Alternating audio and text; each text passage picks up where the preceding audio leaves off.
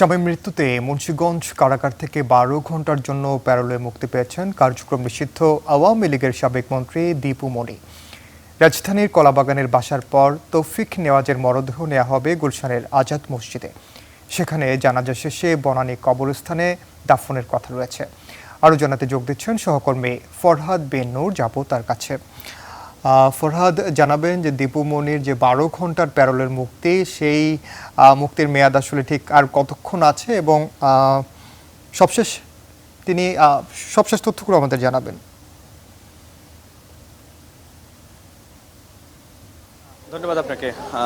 সাবেক মন্ত্রী ডাক্তার দীপু মনি তিনি তার স্বামীর মৃত্যুর কারণে তিনি ১২ ঘণ্টা যে প্যারোলে মুক্তি পেয়েছেন, এর মধ্যে আমরা দেখছি যে প্রায় ৬ ঘণ্টা শেষ হতে চলেছে। আরও ৬ ঘণ্টা তিনি এই মুক্তি অবস্থায় থাকতে পারবেন। এবং আমরা যে জিনিসটি এখন দেখছি যে কলাবাগানে যে ডাক্তার দীপু মনির যে বাসা, সেখানে তাকে নিয়ে আসা হয় পুলিশের প্রিজন ভ্যানে করেই তাকে নিয়ে আসা হয় 8:30 9টা নাগাদ। এরপর তিনি তার যে স্বামীর মরদেহ সেটি এখানেই রাখা হয়েছিল। সেই মরদেহের যে কফিন রয়েছে সেই কফিনও নিয়ে আসা হয় এখানে, এই বাসায় 8টার দিকে নিয়ে আসা হয় হাসপাতাল থেকে। এবং আমরা দেখেছি যে ডাক্তার দীপু মনি আসার পরে তিনি তার স্বামীর যে কফিন সেটি তিনি শেষবারের মতো তার স্বামীকে তিনি দেখেছেন। এবং আরেকটি বিষয় একটু বলতে হয় যে আমরা জানি ডাক্তার দীপু মনি দীর্ঘদিন থেকেই তিনি আসলে জেলখানায় রয়েছেন, কারণ জুলাই আগস্ট গণ অভ্যুত্থানে